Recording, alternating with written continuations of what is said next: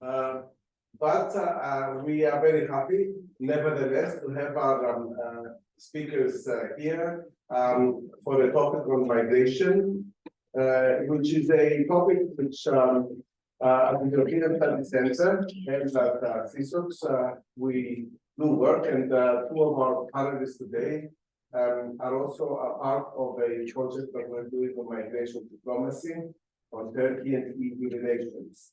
Our topic today is about from the securitization of migration to the dehumanization of refugees.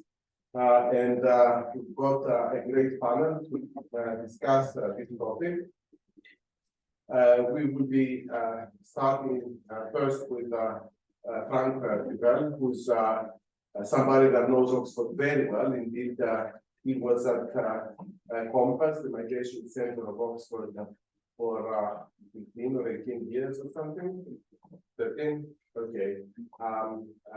No, so long, longer. But we did get your mark here because Franck did a lot of work on migration, and we also had the opportunity to work together with the European Study Center here on a number of issues. And then we worked at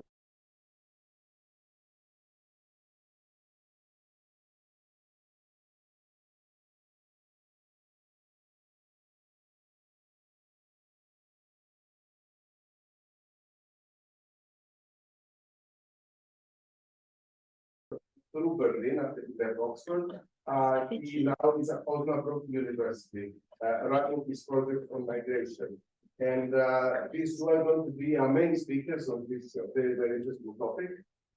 And then last but not least, we are totally thrilled because Catherine Briddick is our new permanent fellow at the European Study Center. It is a very first presence here with us.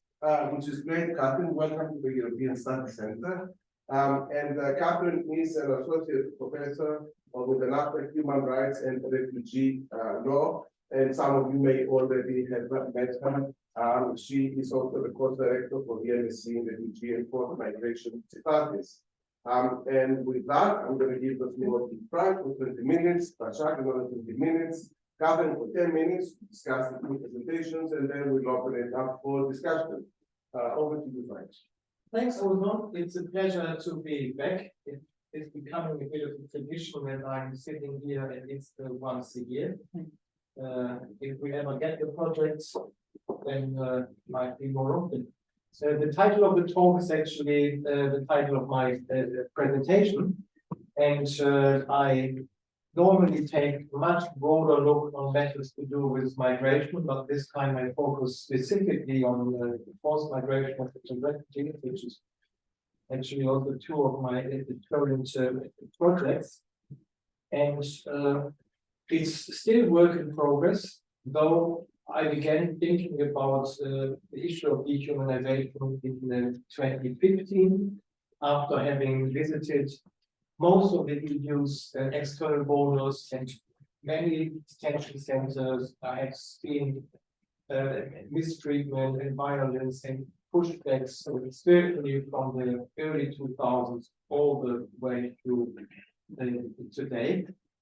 And first, I began writing on that topic in 2015 during field work on the Greek islands, mainly Greece, Macedonia, but also in Turkey, the Aegean coast. Obviously, due to the conflicts in Syria, Afghanistan, Sudan, and elsewhere, and then, of course, on top of that, security crises in Libya and Tunisia. We have now several million refugees and migrants arriving in the EU, still probably having less than 1% of the total population of the EU. Nevertheless, it's been widely and commonly perceived not only as a refugee crisis, but also as a crisis of the EU. In response, 2015, but also at other times, Navy and Army were deployed, fences were erected, camps were set up, and the securitization of migration, as it's been labeled in some writing, intensified very much around the time 2015.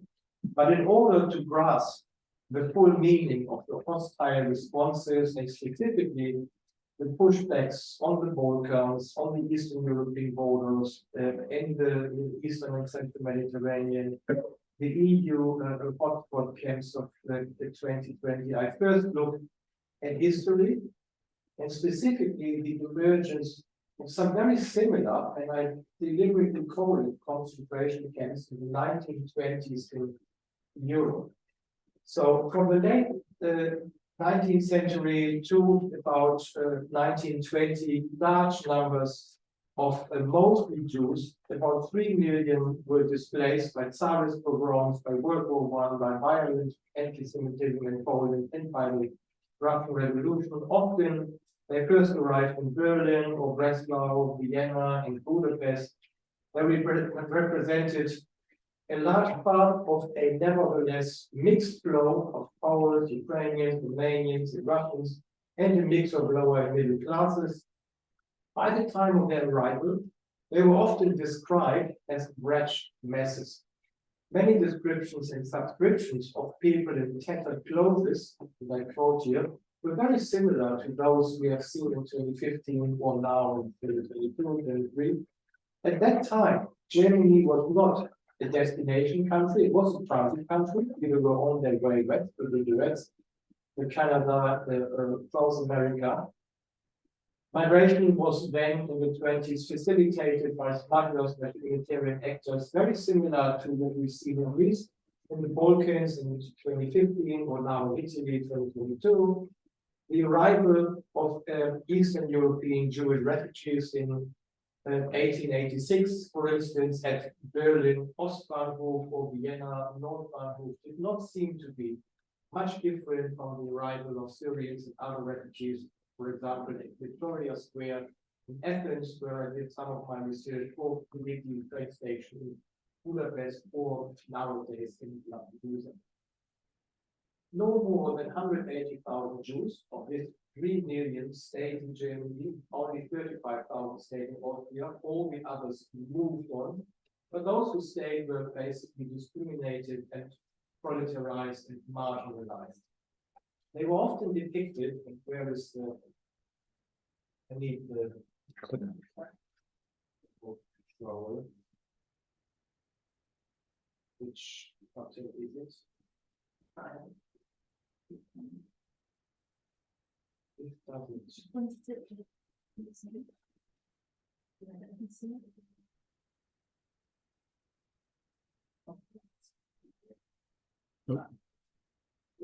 Let's go to the first case. This one.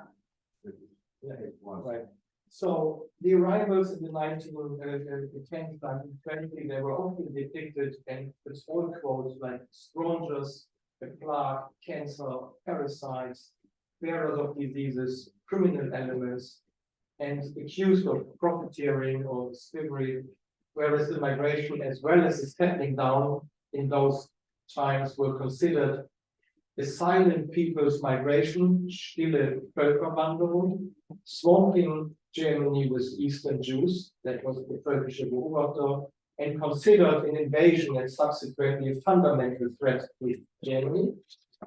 Notably, from World War I, it was reported that hatred of the floods of immigrants began culminating. So that's what the Jewish welfare organizations stated, and I quote, the Jewish and in particular Eastern Jewish question was used unscrupulously by reactionary parties in the election campaigns, who are only interested to use this question against the democracy. And that certainly rings a bell with regards to current controversy.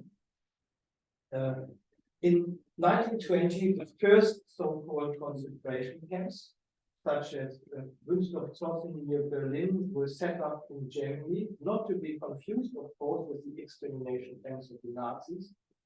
And I quote again, soon there were reports of inhumane treatment, beating, insult, and hunger were daily occurrences. The conditions were catastrophic, medical care regularly refused, food and water scarce, baby food was denied. These early concentration camps were closed already in 2023.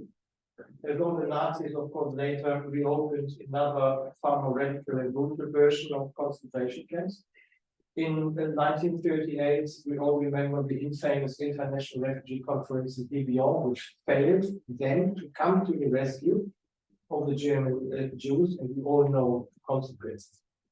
Now, I move forward fast to the situation of refugees in 2015 and again in 2022. On arrival on Lesbos, Samos, and Chios, for instance, the arrivals were anxious, they were wet, they were shivering, often in salt-stained, tattered clothes, and I all observed this and documented that in my fieldwork. They were often forced to walk in the camps, took hours, if not days. Just in the 1930s, they were herded together and exposed to the burning sun, pouring rain, even snow, with little access to protection than any. There were sometimes no working showers, no toilets, food and water was scarce. They were often sleeping under some canvas or even rough. Now compare the following account with the one I just read about the 1920s. Greek army and police exercise strict controls over who goes in and out. Several layers of fencing topped with barbed wire. Many people do not have tents, there is no shelter, mainly tents with rails of mud. Fear of women at night. I've had people holding half-dead babies up to me. There are children sleeping in beanbags, overcrowding, no blankets, no place to sleep. They don't give us milk for children, the food is bad. Many are hungry, numerous diseases. The situation is utterly catastrophic.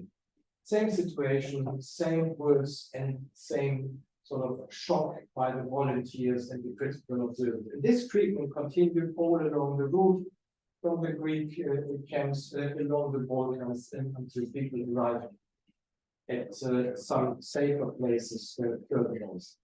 And subsequently, Syrians, Afghans, and many other nationalities began demonstrating. They were waving banners like these, displaying "We are humans. You steal my humanity." The BBC concluded that people were treated like animals, and these statements are actually crucial because they demonstrate that the refugees felt they were no longer perceived and treated as human beings, but as another category of creatures. This process then even escalated further on the streets and in social media. The members of the public suggested starve them to death, shoot them, kill them, vest in gas chambers. So there are millions of these statements.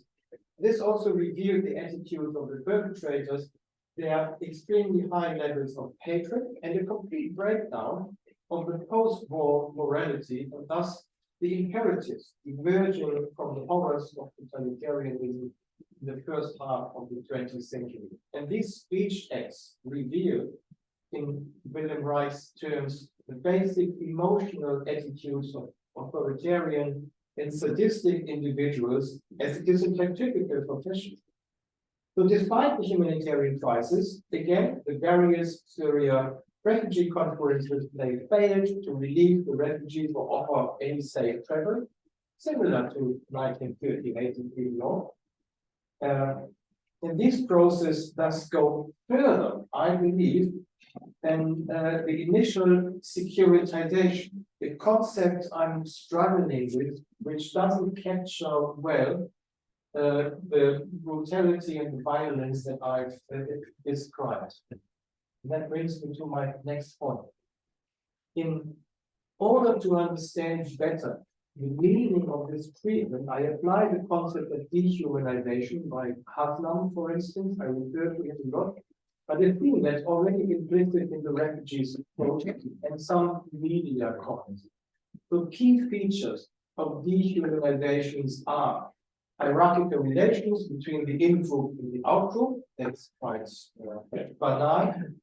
the in-group claiming propensity for immoral or criminal behavior. So there is a process of social categorization. There are dehumanizing images, these images of masses, people in clothes, stigmatizing people as a threat to the social order or the integrity of the EU, seeing them as lower order of being, removing them from the full moral consideration, or even fully morally exclude them, and thus construct people's violability, generate also indifference to these people's suffering, and subsequently justify the in-group's aggression against the perceived outfit. Or, in another term, in the old Greek sense, they were almost perceived as barbarians, a level then for the others who were not civilized, who were not perceived civilized, who were perceived a threat to civilization, and therefore treated with violence. So Kale, for instance, refers to torture in prison or the Holocaust, and then argues that the denial of moral equality and ideas of moral inequality is a crucial underpinning to processes of dehumanization. Thus, one of the core values of enlightenment, actually, and even humaneness altogether, has been dropped in this process. The cases I analyzed demonstrate that neither Jews in the 1920s or Syrians and others were treated as moral equals. Hence, that this fundamental idea of moral equality has not been applied to these individuals, to these people. They have been considered instead morally unequal. In other words, the cases clearly qualify, in my view, as a process of dehumanization. And then Hannah Arendt implies that dehumanization is not an end. It's not simply the result of some sadism, but it has a purpose. So human beings are dehumanized, for instance, in order to justify exceptional policies that would not normally be acceptable as a treatment of human beings, like letting people die at sea, putting them under these inhumane conditions and camps. So here is an overlap with the concept of dehumanization and the concept of securitisation. The perpetrators, and I quote Hannah Arendt's, I hope,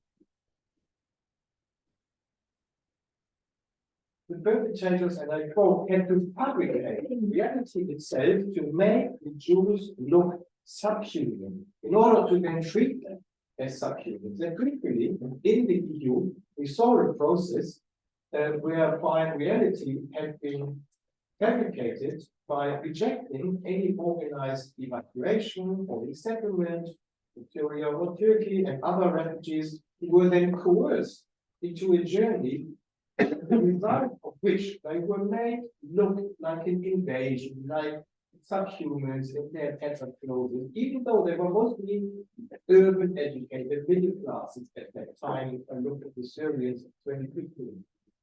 And only such processes of dehumanization create a distance between the perpetrator and their victims, which then facilitates the enforcement of extraordinary measures.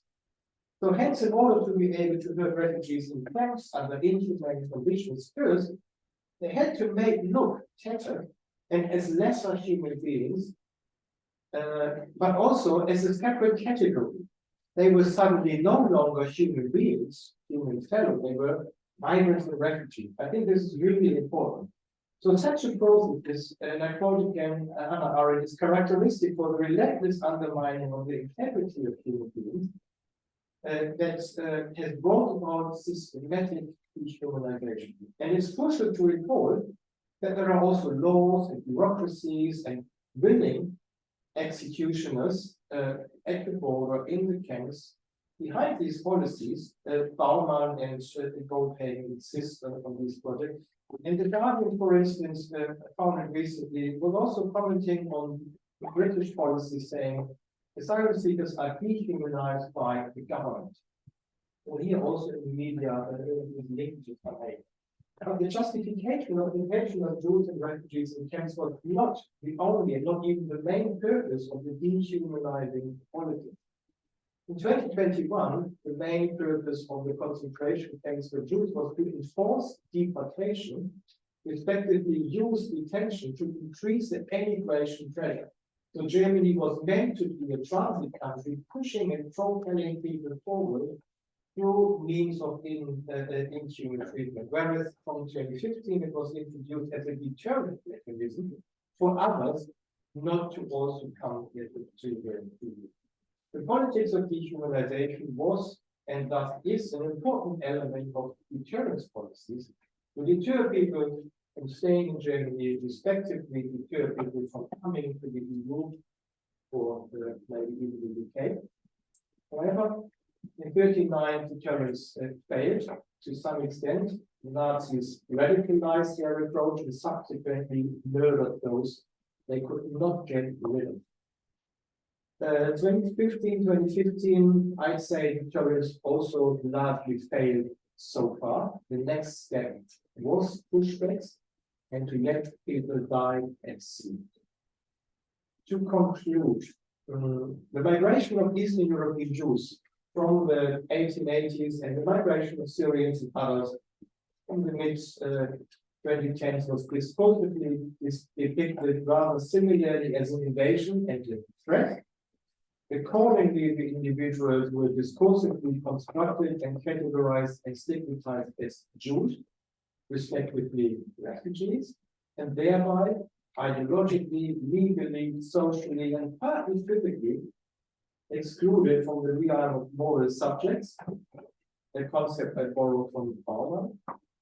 The concentration camps of the 1920s and the refugee camps of 2021 have in common that both have been instruments of migration policy and considered a solution to the social problem.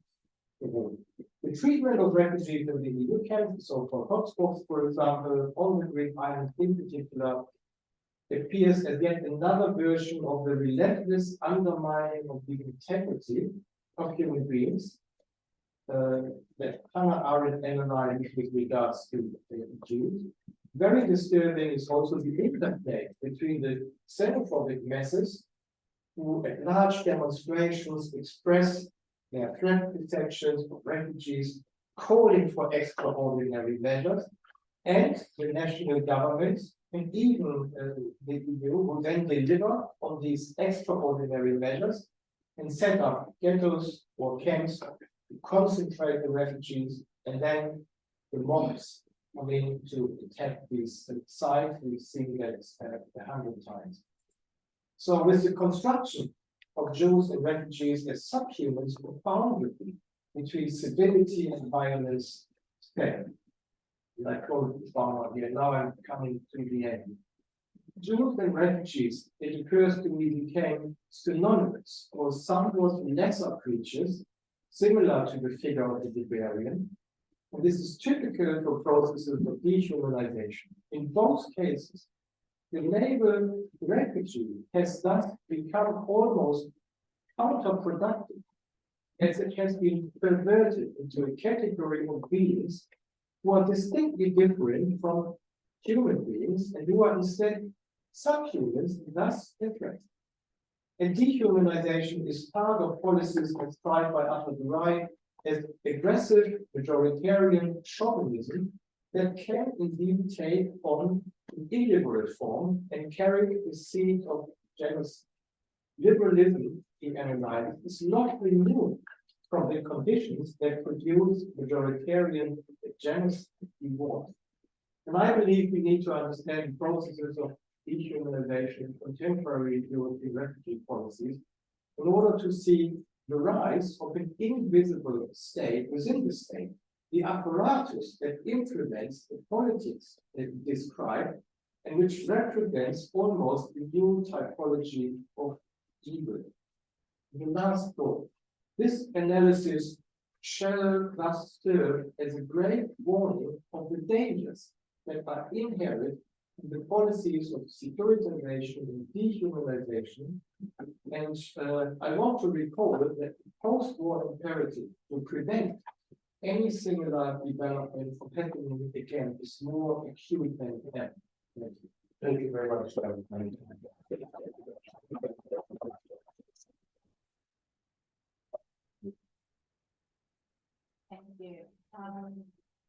Well, unfortunately, I won't be able to say anything more positive than what basically Franck has pictured. First of all, I will have to protest as well because my kids are actually competing and I'm not there with them. So it's quite a gloomy day, no matter what. And I will try to explain what is the motivation or the legal and political background, what is happening, what Franck basically explained. And where are we coming from? Where all this dehumanization is coming from? Today I'm going to be presenting some part of the article that we jointly was working on with a colleague of mine in the Technical University, Department of International Relations, Othon. And this was something that we were working on, and then the pandemic hit and the Ukrainian crisis hit, and it's never been finished. So hopefully we're working on it and it is going to be completed. And I'm going to be talking about the political securitization and how the EU is doing it internally and externally. I will look into the Turkey-EU deal, and I will talk a little bit more about the technical tools and mechanisms that the EU is using. But before going into that, and I'm not going to talk too much about Turkey, I'm going to try to draw a picture where we came from the EU's perspective. What are the justifications? What are the methodologies that the EU has put in place, and how we ended up looking at the refugees are menaces of Europe and how they have to be avoided. Well, when defining collective securitization, it's the model that is developed by James Sperling and Mark Weber, and it has tried to explain the analysis of discourses and practices of the European Union, basically, regarding refugees and asylum seekers. And the Turkey-EU deal of 2016 has been basically the crystallization of all these policies coming together. And I was in favor of it at that time. And I will explain why I was in favor of it later, not now. But looking at the Turkey-EU deal, we see that it became a model for the European Union. It's been tested and looked into different instruments. And different types of instruments have been tested in the Turkey-EU deal to see what kind of a model of externalization and collective securitization can be used. Some of them work really well and effectively. That's why those parts have been taken and been used in different parts of the world with respect to the EU's relations. And some of them not necessarily being very successful, talking from the point of the EU. In terms of externalization of migration, and probably we will see different kind of mechanisms that's going to be developed in the future. So what is collective securitization? It's first conceptualized by Duvell, the Copenhagen School, and through where a process of an issue or an act of being securitized. And how it is done is that there is a parent object, a unit that needs to be protected. And for the Copenhagen School, this has to be done through the Speech Act. So first of all, what you do is a more dispersive process that cannot be left to the ordinary practices, that has to be targeted, and then that has to be securitized through the certain formal practices or oratory practices. And you have to take extraordinary measures because those extraordinary measures are necessary. There's a threat out there, and because of this threat, and it can be an internal threat or it can be an external threat, you have to have the securitizing move, which makes the use of the extraordinary measures. For the Paris School, though, it doesn't necessarily have to be extraordinary measures. It can be this, ordinary bureaucratic decisions can also be used, and it can be performed by not necessarily always the head of state through their speeches, but it can be done through bureaucracies, from media, private agents. And these embedded and these actors routines, simple things that are being done by ordinary actions. So in that respect, the collective securitization is a process by a formal international organization, like in the case, for example, the European Union, with multiple securitizations can take it at the member state level or at the EU level. And it's more authoritarian articulation. And it can be thin and thick. The thin one is much more straightforward and simple, which can a member state, for example, uploading their security concerns to the higher level, and it becomes then an issue on the agenda. But if it's a thicker kind of securitization, what we see is that international organization that has legal and political authority and agenda setting powers, and they try to have a common security narrative.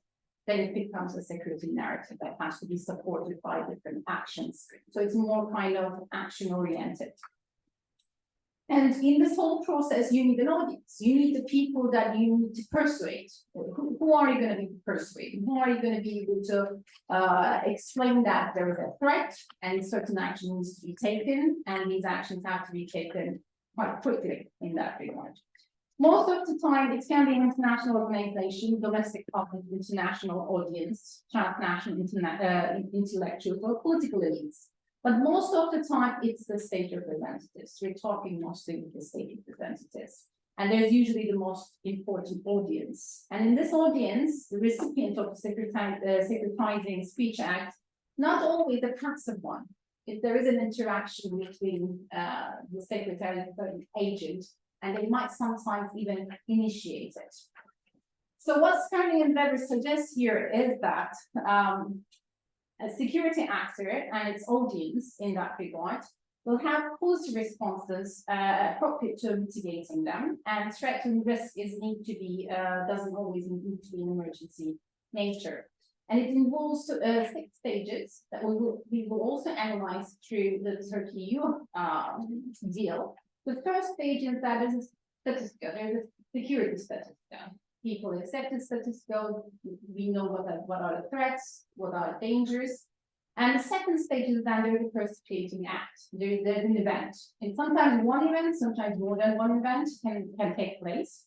And this internal and external security environment then is felt to be worsened. And it is through the speech acts, through the certain discourses, suddenly these threats are becoming more wide known to the audience. And there is a need to provide a certain kind of reaction. And the fourth stage will then respect that it's where the official responses start coming. Either it can be through committees, it can be through bureaucracies. They're reacting to certain types of policies and actions. And formulation of the execution and the formulation of these policies will come to us as the result of the securitization process. And finally, we'll end up having this new security environment where it's accepted by the audience that this is the new norm, the new statistical.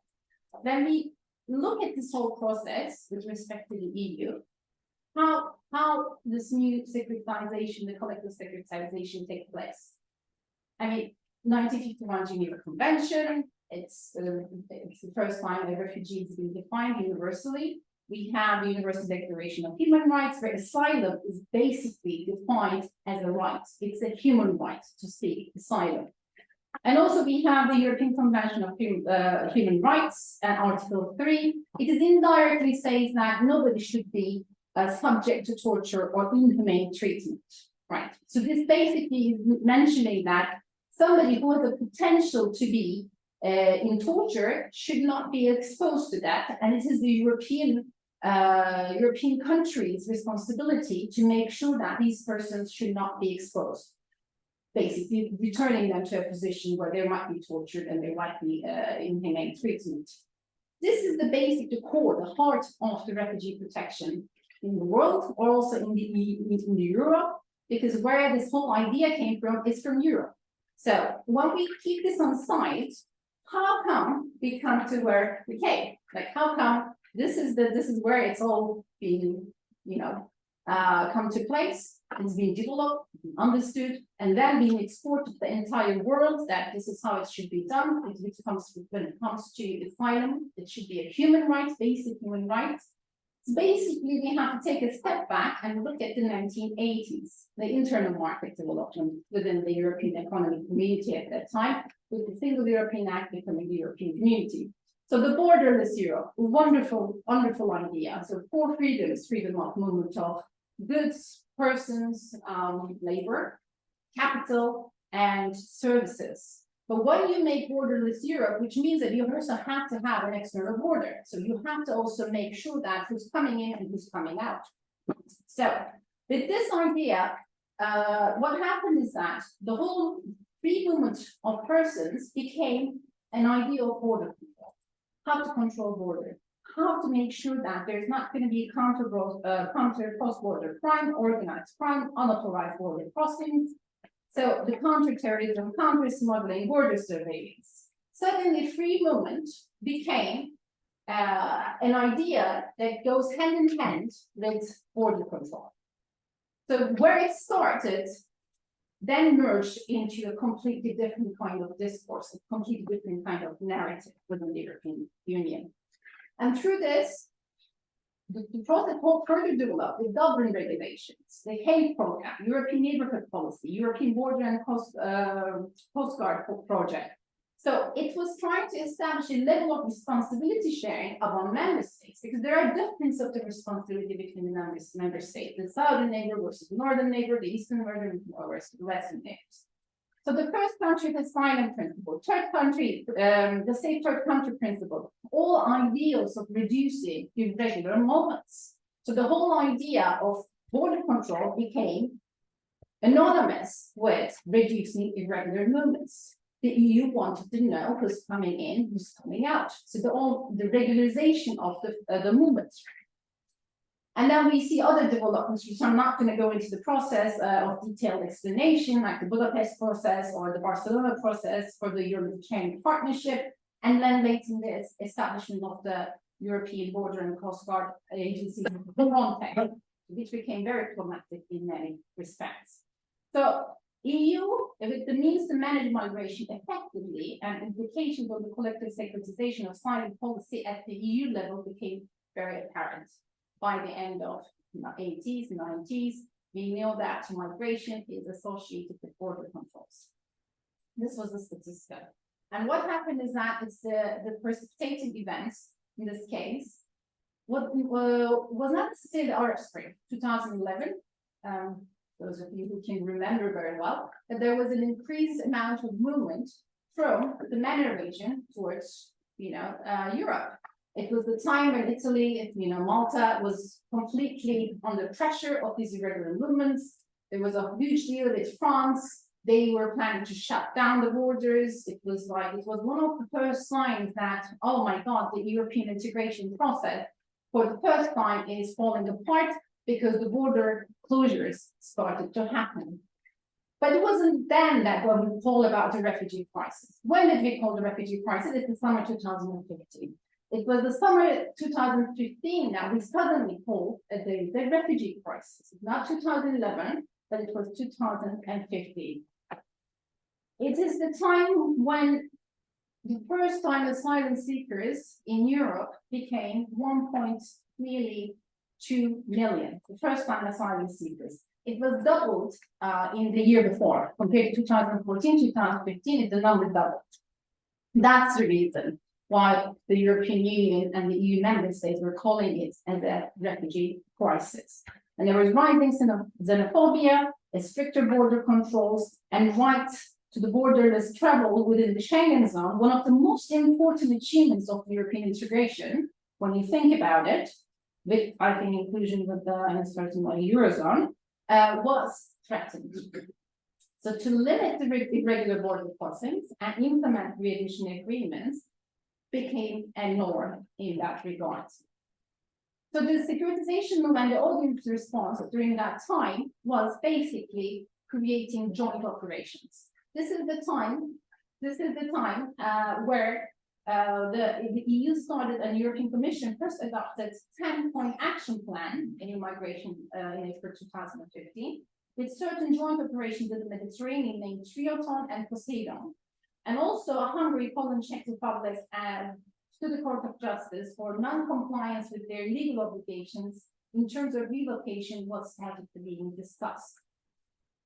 And here it comes the hotspots. So hotspots was the response by the EU in order to quickly evaluate what was going on when it comes to the Greek islands, because suddenly hundreds of thousands of refugees, asylum seekers, regular migrants ended up in these small islands. And Greece, being a country not used to having hundreds of thousands of refugees and asylum seekers being processed, suddenly came across with administrative and practical terms of difficulties. So the European Asylum Support Office, Frontex and Europol would now work on the frontline member states to swiftly identify, register and fingerprint incoming migrants. It was Italy and Greece basically. And what happened is that the rights of the asylum seekers were neglected while their security was threatened. And also they'd been trapped in these islands with prolonged detention where certain basic needs were not necessarily met. And it was done with the support of the EU, with the support of the EU institutions, unfortunately. And the whole idea about the European integration being based on democracy, human rights has been questioned during that time. And it became the police power in the hotspots.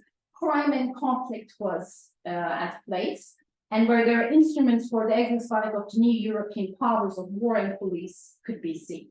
So we have seen a huge shift in terms of the practice and the normative values to this point. Well, with the Turkey-EU deal, the migration partnership frameworks and third country relationships being practiced. The Turkey-EU deal involved various aspects. There was a financial aspect to support Turkey in terms of dealing with the refugees, in terms of their the facilities that will be supporting the refugees. It also involved an aspect about readmission agreement being in place, and it also had an aspect of border control and to stop the smuggling or to stop the irregular crossings, both from the eastern border of Turkey and the western border of Turkey, like from Syria towards Greece, the irregular border crossings needed to be more limited. So the EU during that time tried to prioritize prevention of migration to Europe and externalization of the responsibilities to other countries, for example, Italy, Spain, and these migration partnerships were developed during that time, trying to make sure that the asylum seekers would be prevented from reaching Europe, and since they have been seen as threats. So they are threats and they have to be eliminated. And that was the strategy that we developed in countries of origin and at the same time transit. So the hotspots of the frontline member states had one strategy where they had these kind of actions and operations like the Triton and Mare Nostrum, but at the same time, the other countries were also developing different strategies. And during the same time, the Council of the European Union launched the CSDP military crisis management operation, and suddenly irregular migration becoming a defense-related or security-related issue. So in practice, we're seeing that it is coming to a higher level of security issue. And 2015, and you have to remember that it was the deadliest year when it comes to casualties at sea. About more than 5,000 people were drowned in 2016, and it was an alarming rate on their route migration to Europe. And NGOs were trying to rescue through their vessels some of the irregular migrants. And at that time, Frontex was accusing these NGOs, saying that they are helping criminals achieving their objectives, they're supporting a business model, strengthening this business model, and it became a polarization issue quite quickly. And the collective securitization and the result in the mechanism that's been developed by the Turkey-EU deal. What we've seen in Turkey-EU deal, as I said, is a pragmatic solution. Angela Merkel saw an opportunity. There was lack of leadership at the EU level, and Angela Merkel decided to act on behalf of the EU and on behalf of the country, Germany itself. So it kind of creates further collaboration with the EU member states, but particularly also with Germany as well, and cooperation in the field of irregular migration, combating human smuggling, and external border control, and fight against terrorism and organized crime. 2016 was not necessarily the most positive time for Turkey when it comes to terrorism, and there are different aspects of terrorism that was involved during that time, lots of bombings that were happening in the bigger cities and on the borders as well. And it was also the time where there was a coup d'etat attempt in Turkey as well. So domestic security issues were at a higher stake in 2016. And there was also a financial aspect, which was 3 billion euros, and it became 6 billion euros later on. So in return of the implementation of the readmission agreement with the European Union, which was signed and become operational in 2014, but it wasn't going to become operational in 2017 with the Turk country nationals. So that was already existing in the background, but wasn't operational. And there was also the issue of visa liberalization for Turkish citizens, which never came into practice at the end. In that regard, it is the time when also we have to keep in mind that there was an open border policy with Syria and Turkey. Now, from an open border policy, after the Turkey deal, what we have seen is that Turkey started, first of all, close the border with Syria, and later on built the second biggest border wall in the entire world, apart from the US-Mexico border. It's a very long border. It's a very long border with Syria. It's about 800 kilometers, and it's never been very excessively protected. And after, especially with 2009, all the mines were completely cleaned, and it was become a agricultural land. And suddenly from there, that was the reason why it was so easy to access from Syria to Turkey in the Syrian war, because it was quite accessible. And from that point onwards, we now see a new border moving from Syrian border towards further towards the east. So the idea about border management, increasing the border management capacity, counter smuggling, cooperation on returns, readmission and sustainable reintegration, voluntary returns, were all issues that the deal was trying to tackle and include. And from this moment onwards, what we have seen is that this model has been taken and with different aspects and being used in other places around the world. When it comes to EU's relationship with other countries, to stop certain types of migration with the root causes being tackled, but in certain cases, make it also more difficult and more complicated to start moving from the beginning. So the collective securitization model developed by James Sterling and Mark Weber in that regard just uses the discourses and practices that the EU has been using for refugee and asylum seekers. And it's, I think, a good example that the Turkey-EU deal has presented the EU's collective securitization of refugees through various practices, not only within, but also from outside as externally. And we have seen that the schemes of externalization on other parts of the world has been inspired by this model, and legal pathways to Europe via like these settlement policies, labor mobility schemes, the triangular and south-to-south cooperation and regional cooperation actions were actually trying to tackle the root causes of migration, but at the same time limiting the possible movements from countries of origin to other locations and mostly to Europe. So we can see that the EU-Turkey deal with collective securitization measures have been a successful example of trying to implement some of the EU's collective securitization mechanisms. Thank you very much.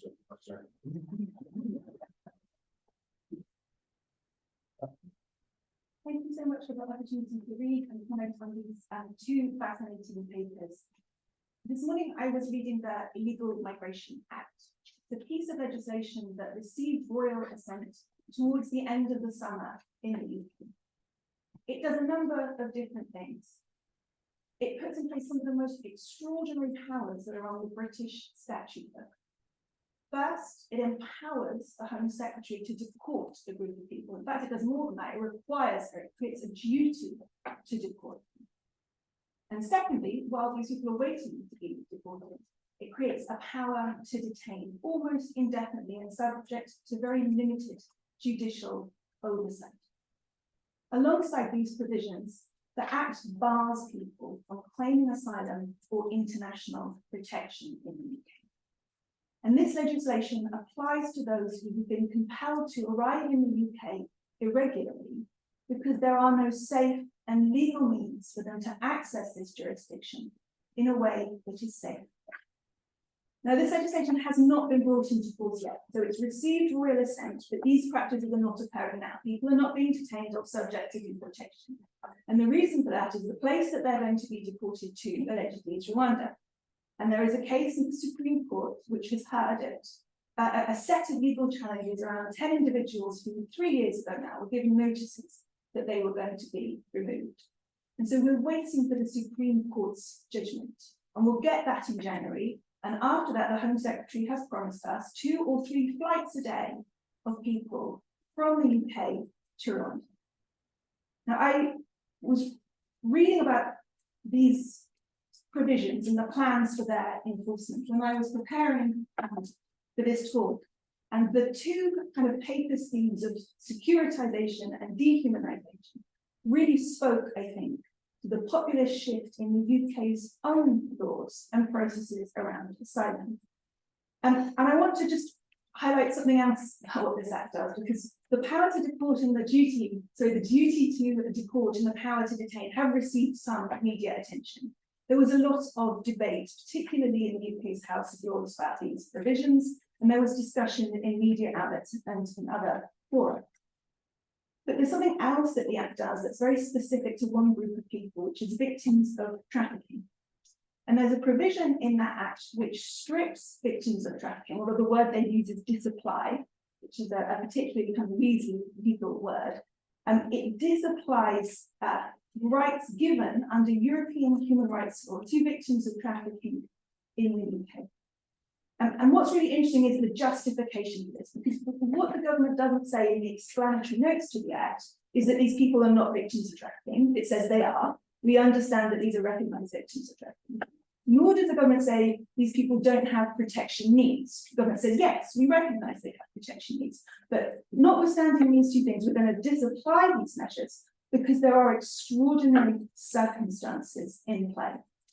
And those extraordinary circumstances are the numbers of people, comparatively small, who are arriving in the UK by boat, and the associated pressure that puts on public services. Also, public concern about these arrivals. So in one linguistic and legal move, a group of people who are recognised as a matter of international law as requiring protection have it taken away from them. And so both of these papers really demonstrate the transformative power of certain speech acts. And I think this came out really clearly from Başak's paper, how in labelling something as a security issue, it becomes one. And one of the things I liked about your presentation in your paper is how you placed the protection process in Europe within a broader European history, whereby what it means to be a European citizen and the rights that citizenship bestows are understood by reference of who is not, and the taking away of rights from others. And Joseph Weiler, who's a scholar of EU law, talks about citizens and strangers. So we understand what it means to have free movement, to be part of a European political project by reference to who does not have it. And so placing the securitization response following as the conflict in Syria intensified within this trajectory, as you say, in which free movement could only be enjoyed through the strengthening of external boundaries, is I think really important. And certainly the analysis of the Turkey EU statement that places it within this collective securitization model that has both these internal and external elements seems very fruitful. But I had just a couple of questions about it. And so the first one was, how does this model understand resistance to it that comes from within the European political sphere? So within the EU itself, for example, there is a fundamental rights agency, which has been at the forefront of attempts to uphold the rights of asylum seekers and refugees, and to advocate for safe and legal routes for people to be able to reach European shores without confronting some of the dangerous journeys that you talk about. There's also kind of strong moves in civil society, which have made some really quite significant differences to refugees' treatment. We talked a little bit this evening in both of the papers about the treatment of refugees in Greece, and I think this is a really interesting example. One of my colleagues at the Refugee Study Centre, Tom Scott-Smith, looked at the politics of shelter. And Greece is a really interesting case study for showing how civil society in that context was able to offer shelter, protection, nourishment, solidarity to refugees in a way that both European states and humanitarian organizations failed to do. And I'd also be interested in how the model accounts for resistance that comes from the courts. So you talked, and in the paper you talked as well about the number of deaths. that have occurred at sea.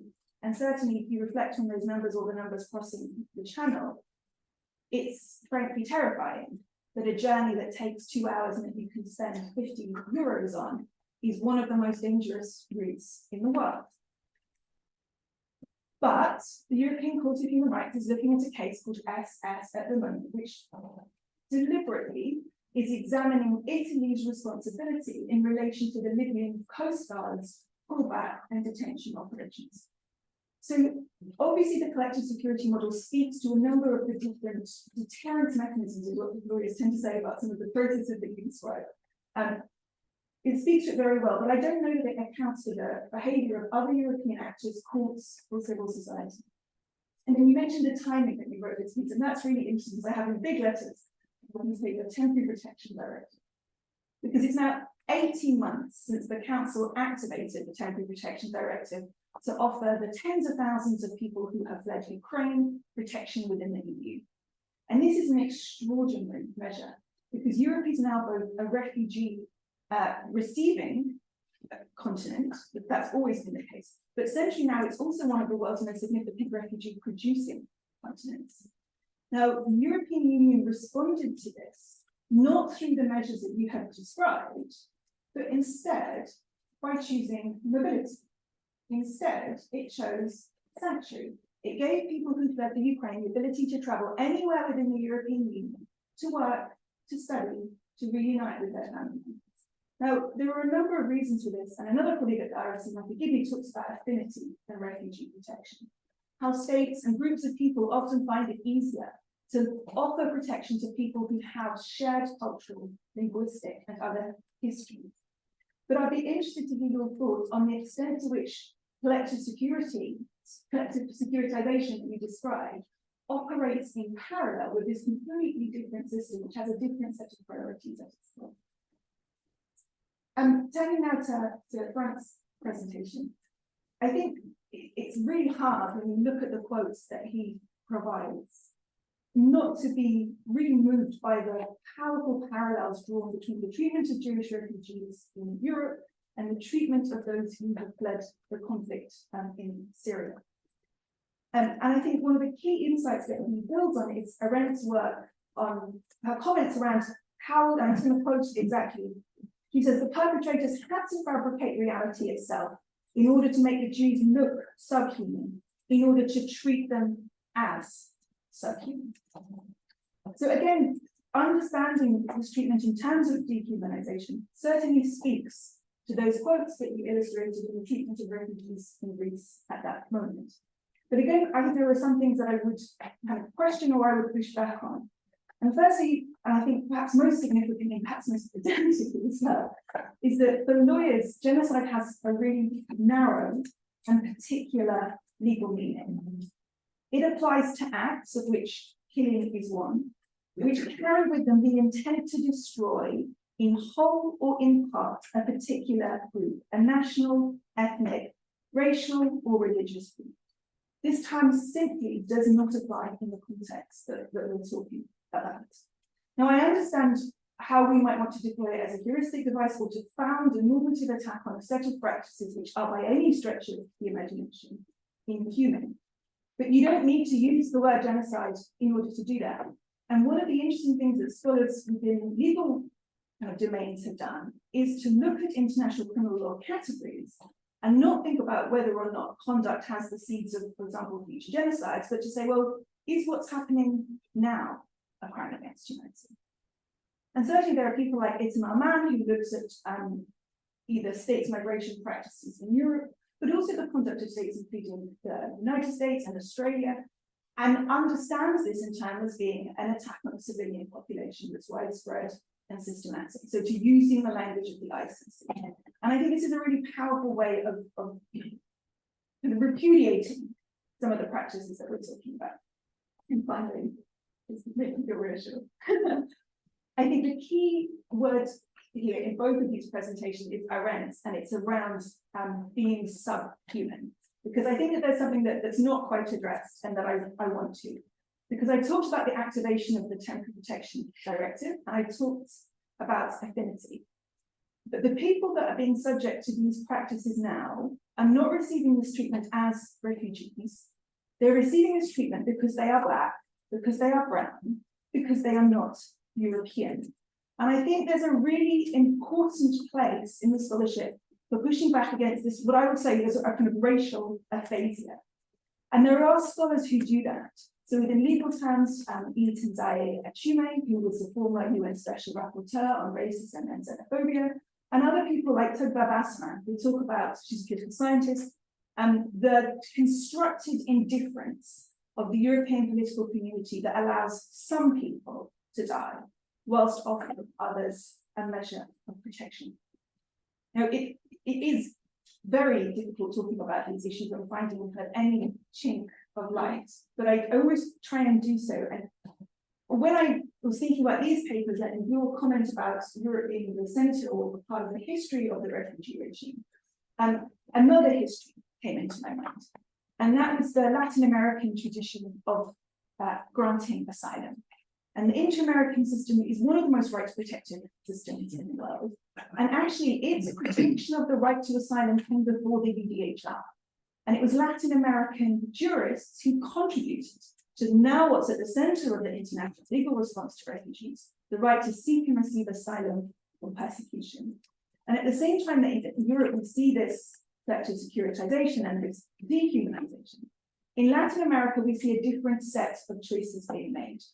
Ones in which those who have fled the situation in Venezuela are being offered rights, protected statuses, and the ability to work in ways which are far from perfect, and we can talk about some of the limitations of them. But nonetheless, I think provide us at the European Studies Centre and those of us who are involved in European asylum law with a counterpoint to which we need to peg our own analysis. Thank you very much.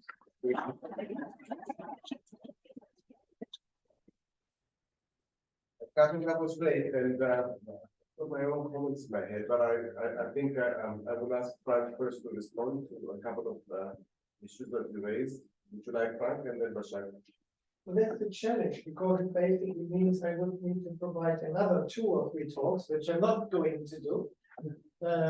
The comparison of the displacement from Ukraine and from the Middle East is a very, very complex one.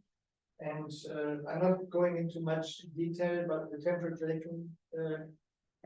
directive on first sight sounds very generous, but it provides for temporary protection only.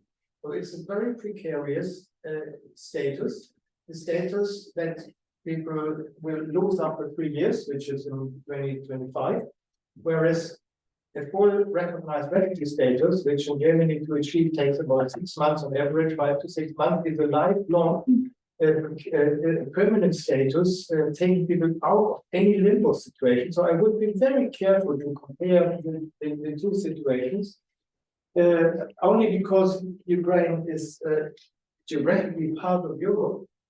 It has been over the millennia almost balkanized in its diversity of the population, 130 minorities, lots of people with different languages, different religions, and has a long tradition of being exposed to Western European colonization and racism. And I don't only mean the Poles and the Lithuanians and the Nazis and whatnot, very long history. And the issue of, how is it called? Xenoracism. I think Sivanandan coined the term by trying to describe racism that targets white people. And he looked at the treatment of Poles in the UK, like in 1990, 2000. So it's a very complex issue. I would be very careful to talk about that. And one point, I didn't refer, or I didn't suggest that there is a genocide going on or in the making. So I was very, very cautious in taking for comparison the 1920s concentration camps and not the later version.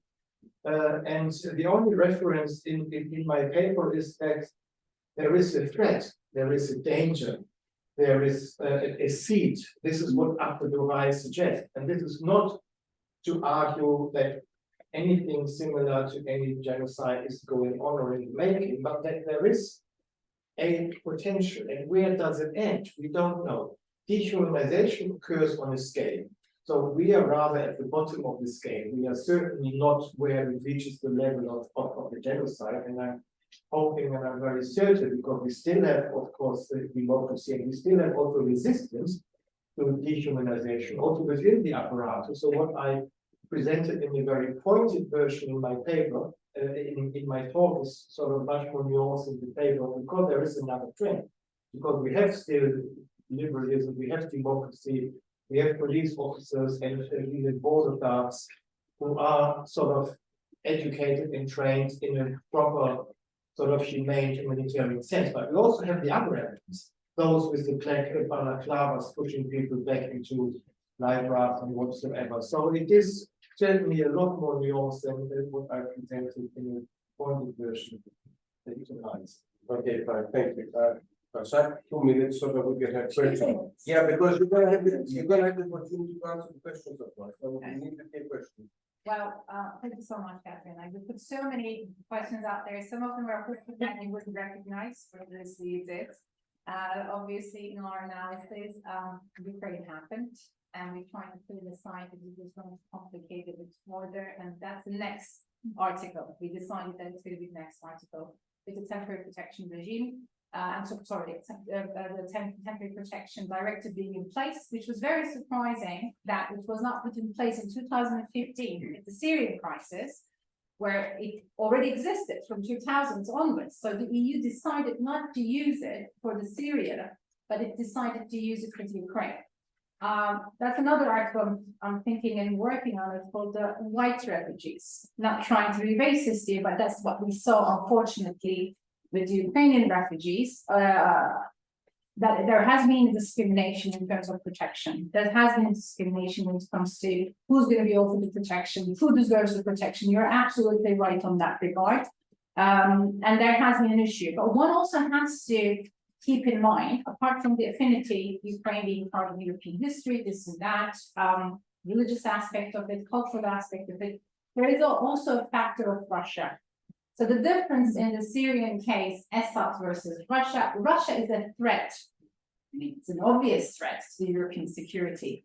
So it was a concerted effort to give a response to Russia as well. So that was not necessarily only because of the humanitarian terms. Unfortunately, I wish it was, because it would have given me a bit more hope when it comes to refugee protection. But it was also the issue of the politics, international security, and the security of Europe was also in play.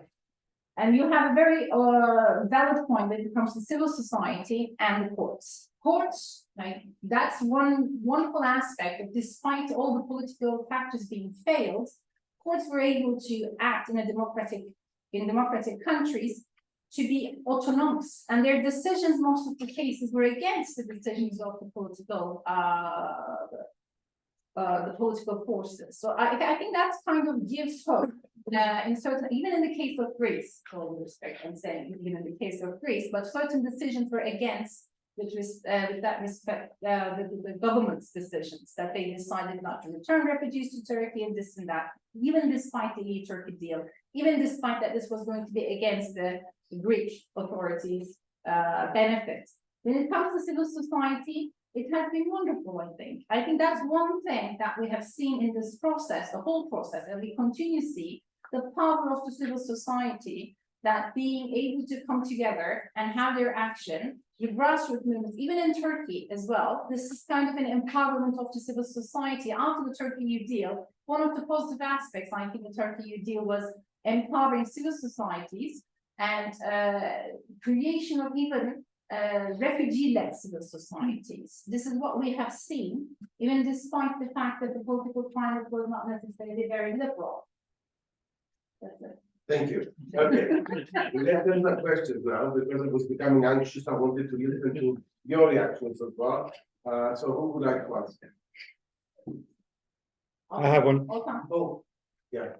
I have a question that's primarily addressed to Franck, but I think it's going to cover some area that all of the other speakers touched upon. You presented us a picture of dehumanization that is somewhat static from the 1920s to today. So the processes of how someone is presented as subhuman is somewhat similar to the 1920s. But what has that left me wondering is how the humanization processes of victims has changed through the years. Now, if we take a step back from the 1920s and we see the case of the Armenian genocide, and for example, the Committee for Near East Relief, who was responsible for gathering humanitarian aid for Armenians and for Greeks and the other victims of the genocide, they tended to construct them as fellow Christians, as culturally proximate, like you mentioned, Catherine. Then if we move to 2015, and you mentioned specifically 2015, when I think it was the death of Alan Kurdi, who was the little boy, the Syrian boy who was found on the shores. The way that the refugees is constructed as human is by presenting him as helpless. So he has to not be a threat. He ideally has to be, the refugee ideally has to be a child or a woman.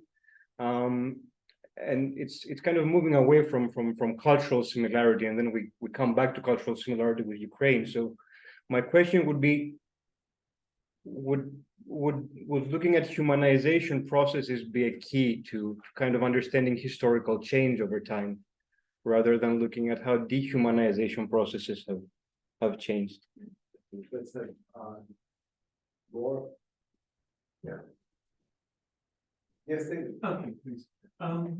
Yeah, how is it that the concept of genocide has survived when, by definition, it must be extraordinarily difficult to prove legally, when there's already alternative, a crime against humanity, which must be that much easier to prove, and the issues are not totally dissimilar. It's just they're much more complicated in the case of genocide.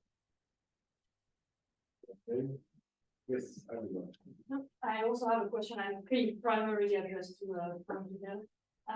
As regards your comparative approach, because obviously you made a comparison, historical comparison between Europe 1920s and Europe 2010s.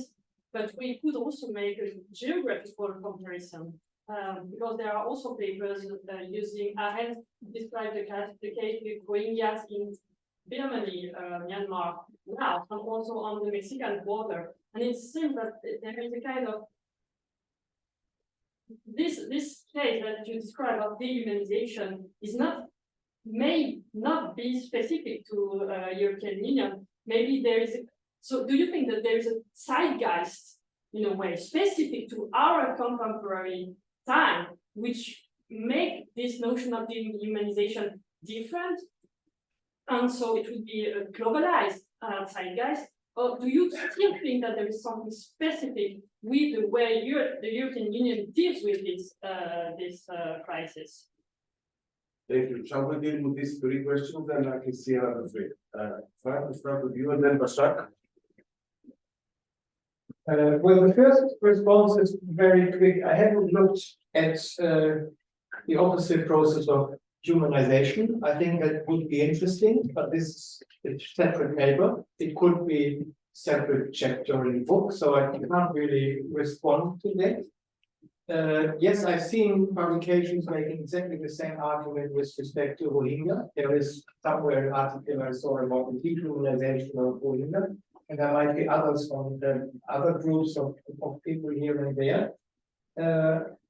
I guess I'm simply driven and inspired very much by my own background and upbringing as a German in the 1960s, sort of being exposed to learning and how to prevent the never again rise of fascism and all the rest of it.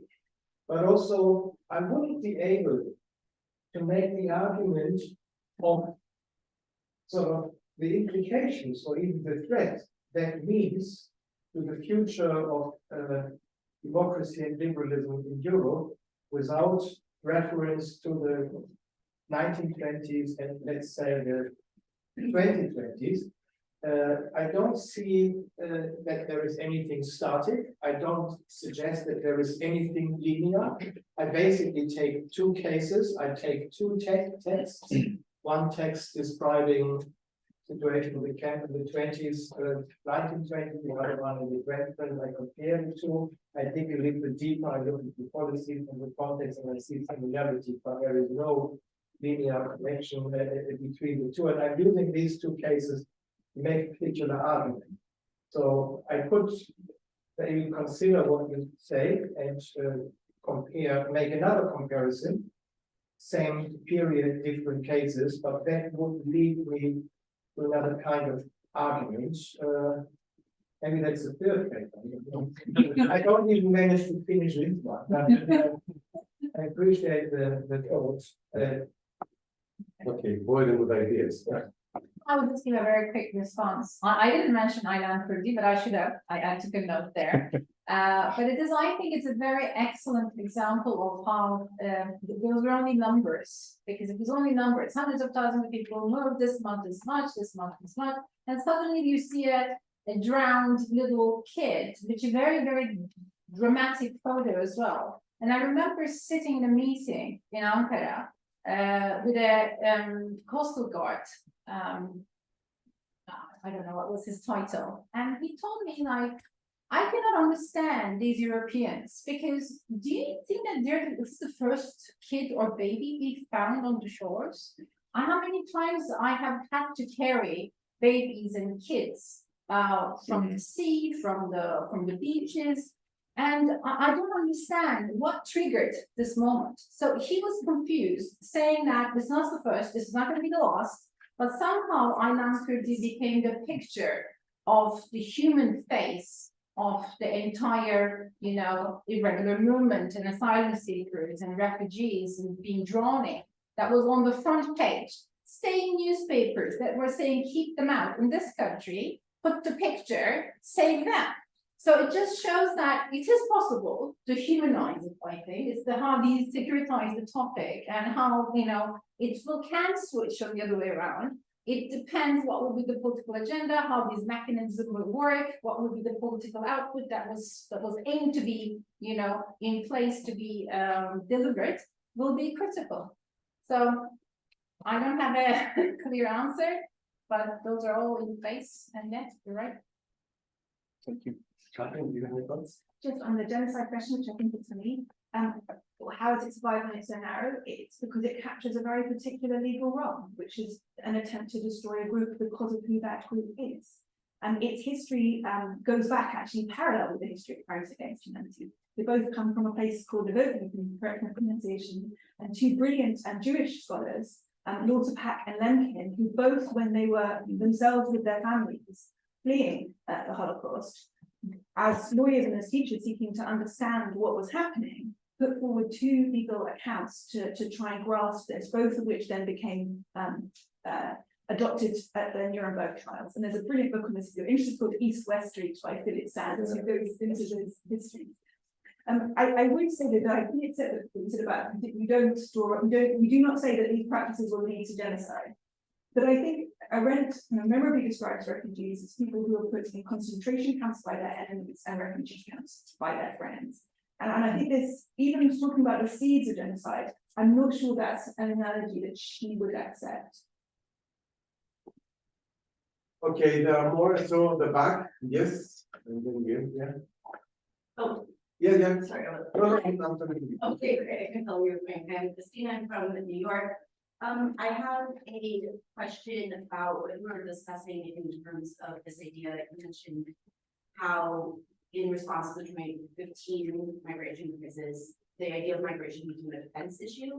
And I was thinking how, quite literally in the States in 2002, with Homeland Security, our border control went under the Department of Defense, which made me think in terms of both, so for both of you, I'm curious about how the idea of terrorism as an abstraction has contributed to both this idea of dehumanization for refugee groups, as well as allowing for policies of securitization in these refugee camps and allowing for that sort of to continue.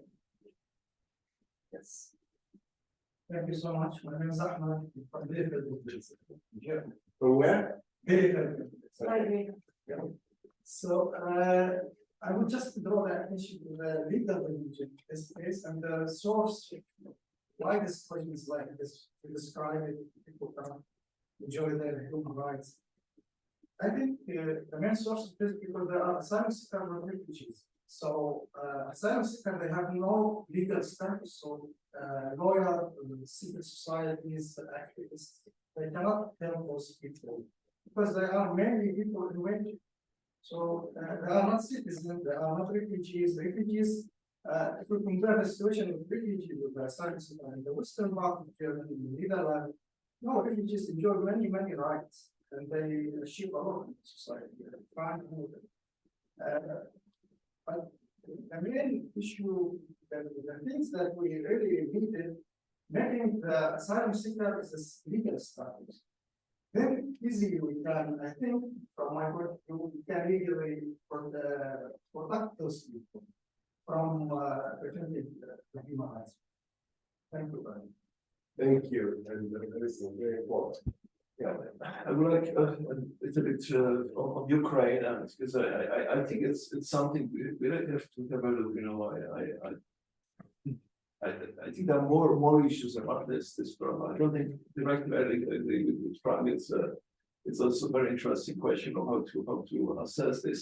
I'm Polish, you know, I caused 3 families in my own house in Poland, and what was very interesting was the reaction of the Polish society as whole. It was not the government or even NGOs, but they were local governments, individual families, people calling, but my son who just next day left the border, you know, I started to do the shelters and invite them. And we should not forget that there was 5 million people that crossed the EU borders, you know, and they were absorbed, you know, first Poland, but then dispatched to many other countries. So today's situation is history. But we also with Franck that there were some surprises, for example, that suddenly with the Ukrainians, white Ukrainians, started to come people from different countries, from Afghanistan, from students, the 200,000 students, they did study in Ukraine, suddenly from many countries, from Middle East and so on. And what I was told by some NGO activities, she used to be on the border with Belarus and border of Poland, of Ukraine. And she told me for her, this was like in 1 week, the people, you know, soldiers or border guards, you know, the same people were mandated by the government to protect, you know, Belarus border more aggressive way, and this is what they did. Same people, when the border of Ukraine was open, they started to be completely different, even confronted with Afghanistan. For Afghanistan, she was helping, you know, to come to Krakow. And this is also tricky, you know, how the humans act, you know, when they are, I think one of you said that they were mandated by the government, right? And the last point is about the play of the political parties for different, you know, stories behind the political scene and how they can change the situation. The current election in Poland, when the current government party found that anti-Ukrainian thinking is fueling, you know, the very conservative right-wing party, they started to change completely politics, and even the movie, which is called Green Border, you know, by Agnieszka Holland, started to be seen as an anti-Polish movie and used in the campaign by you know, current government politicians as a important anti-Polish, you know, thing, you know. And again, you know, it fueled the discussion about who are Ukrainians, you know, how they are hosted, what is happening in the Belarus border, and all this. So I think the politics behind this thing is also making our problems here in this country, but also in other countries. Thank you. A comment and a question. The first is, I agree with you. We talk about this relationship between humanization and dehumanization, but I think it's worth pointing out the power of visual media, and particularly photography, in framing that discussion, right? And that's been running essentially from the 1920s all the way through. So the question really is for Franck. It's kind of a discourse analysis about the language of dehumanization, but it wasn't clear to me who's actually doing the speaking. Is this, do you mean the state? Do you mean the courts? Do you mean political parties? Do you mean intellectuals? Do you mean the press? I mean, within each of these countries, there are different people that are speaking and building that discourse. You have this kind of idea that somehow it's just a dehumanization language that is activated in the 1920s. That's certainly true, but we need a little more information, I think, by whom and toward what end. And there are also people that are challenging that language, churches, humanitarian groups. So can you tell us a little bit about that wider story of the 1920s? Thank you both. Let's start with Başak. Well, okay. Reverse Thank you. order. You know what to say. Well, I'm gonna leave it to Frank to answer who's doing the speaking, but also we have to think about who's listening, right? Because, well, so people might be speaking, but who's listening? Who's responding? Who's not responding in certain cases? And in most of the cases, that's the problem. Who's not responding? I think that's the major problem. Because the ones who are responding are not necessarily the ones who are supposed to be responding, and sometimes they can be too vocal. We've seen this in this country, Brexit. That was quite a shock for me. What happened in this country? Being in this room, we discussed many times what is going to happen, and it was never in the minds of the people who were quite eager to see the positive developments of the European integration. But who was vocal, unfortunately nowadays, is not supposed to be the people who are supposed to be vocal. So yeah, this is recorded, that's all I'm going to say. When it comes to the Polish society and like the humans, how they acted, I think that's very important. I mean, I've seen people, the rails, that's what I remember about the Ukrainian crisis, when they put the railroads back again in the border to make sure that people can come much more easily. I think that's just summarizes everything. So when there is a will, there is a way. So when it is needed, it can happen, and it can happen very quickly, very easily, and it should be how it is. Same thing happened in Lesbos when the crisis became quite drastic and there was a fire. I had a PhD student who completed her PhD thesis then, but she was doing the fieldwork studies. And she was going there, she was welcomed, being Turkish, people were like human rights activists, civil society activists.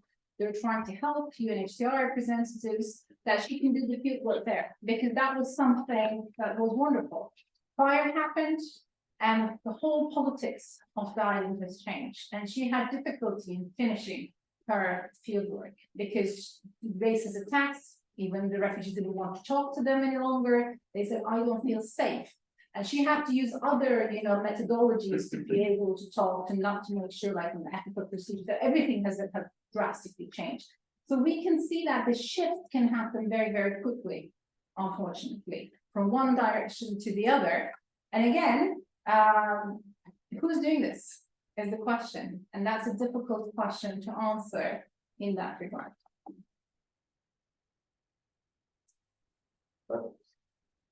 Yes, thanks. I don't know where to start. Yeah, there is an elephant in the room, I think, and this is the case of Ukraine and the comparison we make. And so we have the seemingly preferential treatment of Ukrainians on the one hand, and the seemingly sort of disadvantage of non-Europeans on the other hand. I think we need another seminar to discuss that and go into the depths. I just accept that, but I still want to make a few points. Of course, in the case of Ukraine, about 5 million displaced persons crossed the EU. It's a lot less than in 2014, 2015, 2016, and also before one nationality in 2015. There was maybe 1 million, but there were 400 or 500,000 Syrians, and then 3 other major groups: Iraq, Afghanistan, Iranians, and many others. And they were then quickly joined by people from the Western Balkans, maybe 200,000-300,000. So then it only became 1 million. And you immediately see the two groups are completely different in size. And there was a very good justification to apply the TPD to one group, 4 million, 5 million, and not to the other one, and the largest group was 400,000, and the authorities believe they can just about deal with it within the usual asylum system. And I think this is very important to understand. There were, by the outbreak of the war, about 400,000 immigrants in Ukraine, because Ukraine was also a destination country.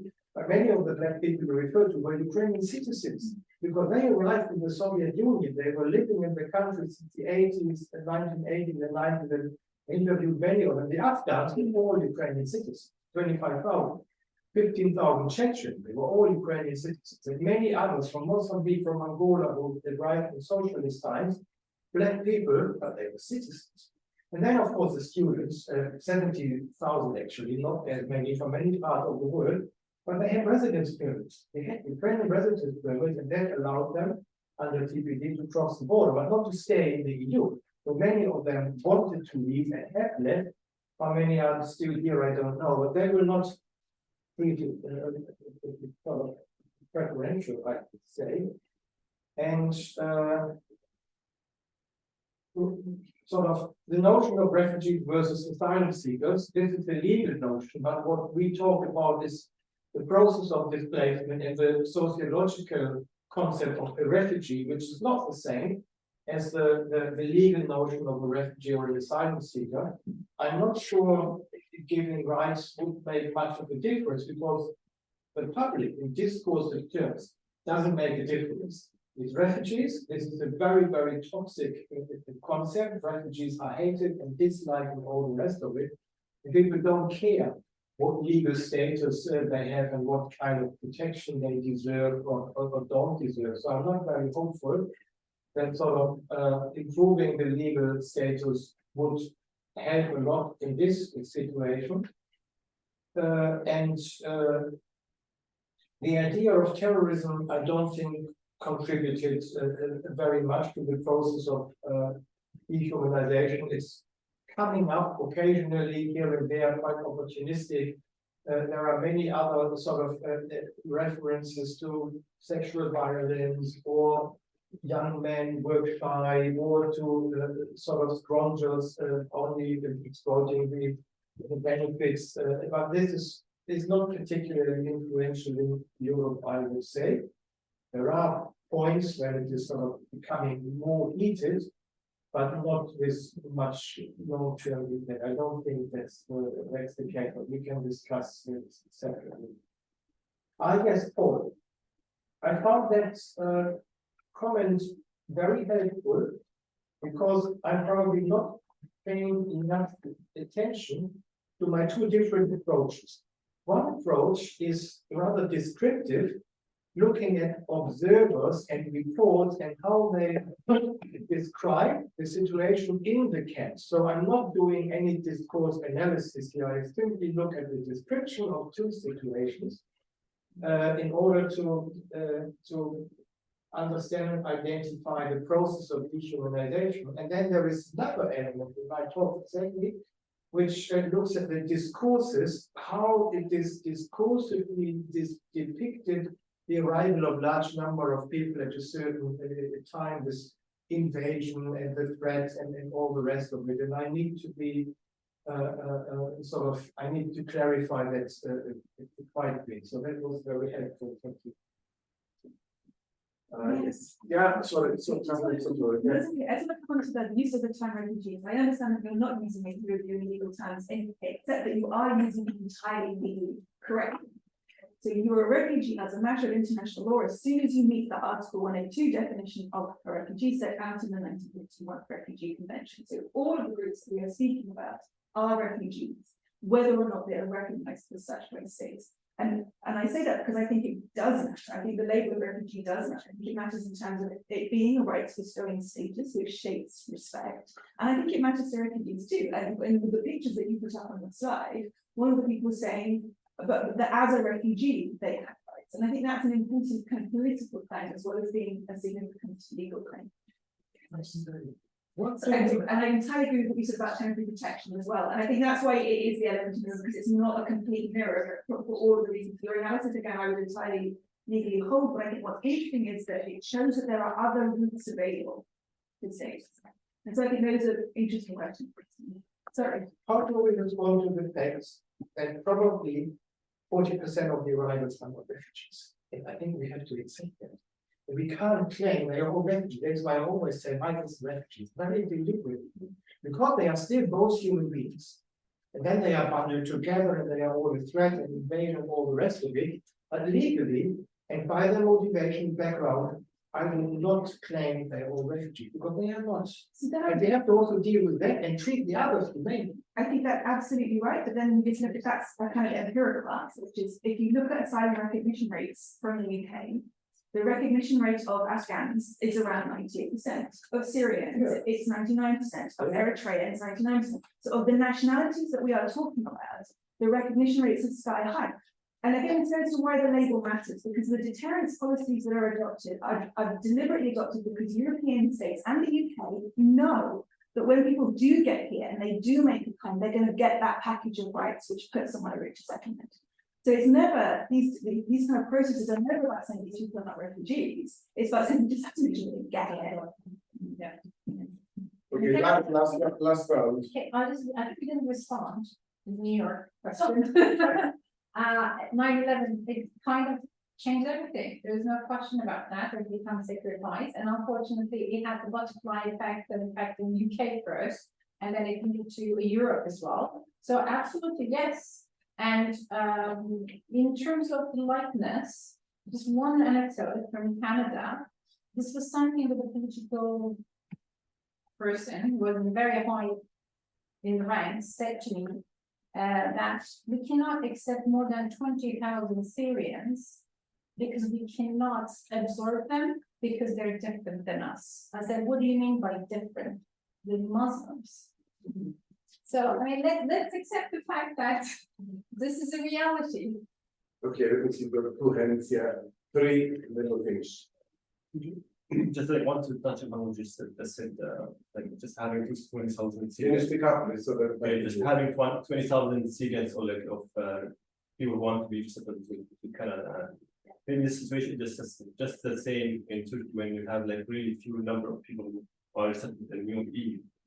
So like, can we speak on like unspoken policy in the EU that restricts the access of refugees or like asylum seekers to EU? But for the people who are really, what we can call like the survival or the fittest, like who can just go through all the struggles and like predicament of crossing the borders and maybe like being returned many times. Can we say that it's just survival of the fittest who can make it, otherwise they are not entitled to be in Europe in that sense? Yes. Yeah, hello, my name is Antony. I'm here at the Institute for Ethics in AI as an academic visitor on a basis back in Ireland, at the Irish Centre for Human Rights. So my question or like comment, and thank you for your presentations, was whether you have considered in this process of dehumanization the technologies that have been used in external border management and how they contribute to this dehumanization process.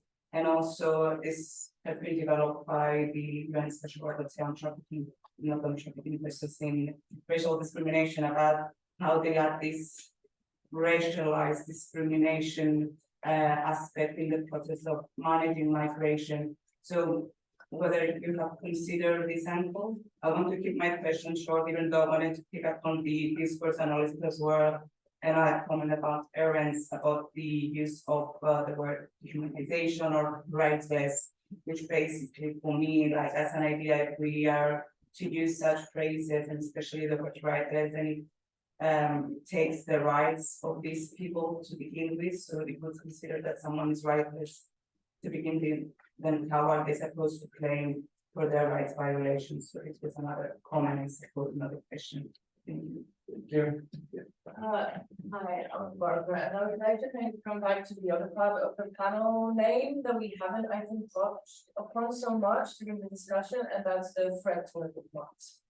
Because coming back to the word secularization, just at the beginning, and coming back to its emergence and essentially etymology in Copenhagen school, securitization is its aim is to give the state or any governors extraordinary measures to which they can use in order to combat their possible threats, which very often, as we have seen in the case of borderland states, particularly currently, I think the most prominent all of those European border states, not only Poland, but also northern Baltic states. A lot of issues of legal gray area in which states have used the extraordinary measures, but at the same time, they haven't done it out of pure will to be against refugees, but very often simply because of being very much scared of the possible backlash and lack of European solidarity. And I'm thinking because at the same time, securitization seems like now a normal method, but at the same time, it is still in itself a threat to liberal democracy. And I'm thinking just it's very much the reason why the dehumanization takes place, but at the same time, it's European solidarity that is lacking in a sense in combating the issue of fear, essentially. So I was thinking about that. Thank you. I'm tempted to put my question, but maybe I shouldn't, right? Because we got a lot. You're the boss, so. Okay, as a boss, I would ask a question and you can answer it one now. My question to you, Frank, and it's not gonna have to be a whole seminar to answer this question, but as a political scientist, my question would be to you, under what conditions should we expect to see this dehumanization process to take place? Because we haven't been discussing at all the economic and political context, and I'm very curious, but this is, I understand this is a very big question to ask. And to Başak, I would like to ask whether we are seeing dehumanization in the way that Turkey is approaching it. It's Muslim refugees and migrants. Okay. That's right. Yeah, okay. Resettlement policy is not working. Resettlement policies all around the world are not working. We're talking about 4 million refugees in Turkey and asylum seekers, and the numbers are like minuscule. Like if you calculate, it will take 200 years to resettle the Syrian refugees, but they're under temporary protection. You have to talk. I respect the refugee term. I think it's very important that we respect the legal terms because it will dilute otherwise. But in general, when I'm talking about even Syrians, they're refugees, whether or not they are entitled to that title. So it's not working. It's absolutely not working. It's just, I think, just to show the goodwill gesture, it's like a charity that the Western governments are doing. I'm taking 5,000, 2,000, and they're usually supposedly have to be, you know, the vulnerable groups, you know, unaccompanied minors, people with conditions that are chronic diseases like cancer, etc., this and that.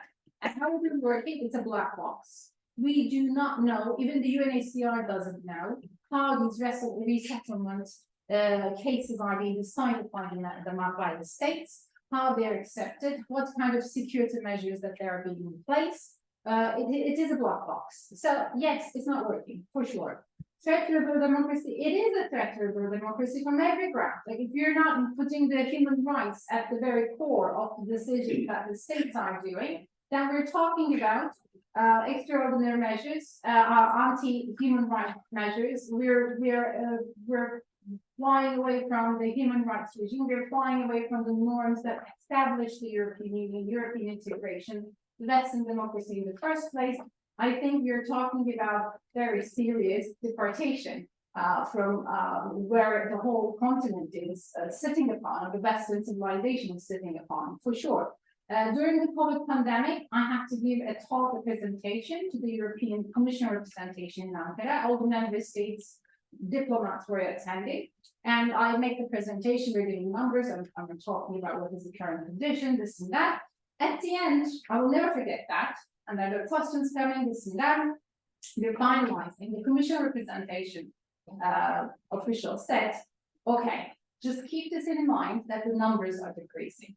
There's going to be only 200 people who will be crossing this month.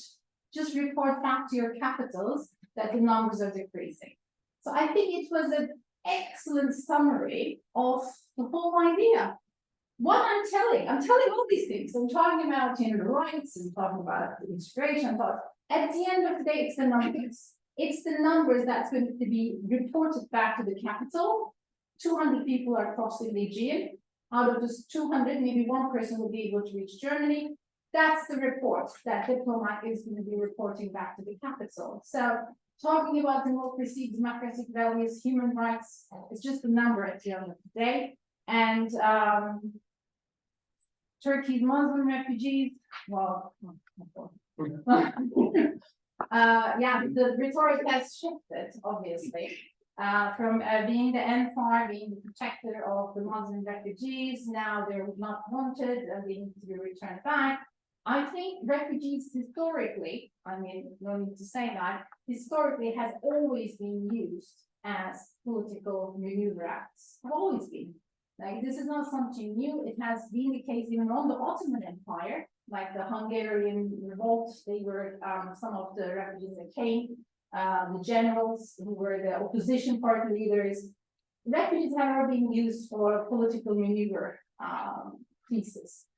That is very sad, but that's the reality, and that has been the case in Turkey too. Right. Yes, only bullet points. Technologies of dehumanization, I would say images, labels, camps, fences, armed forces, and probably quite a few more. Under which conditions? Isn't it the volatile global order of the 1910s, 20s, and of the 2020s? I need to think about that. It's a quick question, and that has to be broken down so the political, economic order. There is a similarity. Of course, the empires in the 1910s and 20s, but with regards to displacing Jews, one of the main first perpetrators was Russia. And who caused the 2015 refugee crisis in Europe? This was the beginning of the Russian bombing campaign intervention in autumn 2015, when then the numbers of displaced people skyrocketed around Aleppo and northwest. So we need to think about it. And now again, I mean, Ukraine, 7 million people, and 5 million in the country. This is a major Russian intervention. If we sort of look at it, which is another of my themes, the post-colonial perspective of the global East, all the countries east of the EU, Russia as an empire, as a colonizer, as a major force of producing and generating displacement. Think about Afghanistan, where it all began when we met. Russia has been spared from criticism for far too long for their growth, so we need to look at this under this sort of volatile global order, I suppose. And that should be his. Yes. I think I gave votes. Just to thank the speakers again, because I really enjoyed reading the comments. And I think that we've been looking back to an extent about the migration crisis of Europe. I think as we plan our next evidence, I think one of the interesting things to think about how these are going to play out in the new societal impact, which is currently being debated at the moment. So both historically very interesting, but also helps us to understand the politics of there.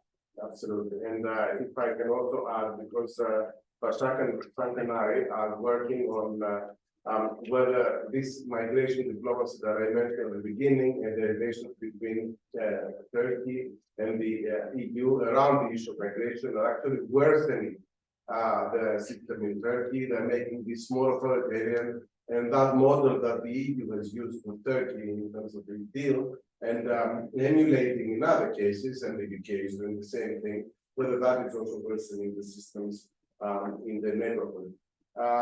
But with that, I would very much like to thank all three of you. I think we really deepened into the notions of dehumanization, collective securitization, and I really appreciate also Catherine's strictness with the definitions, because definitely what we should all look after when we write. Thank you so much. It was really brilliant, and thank you all for your questions and for coming here today.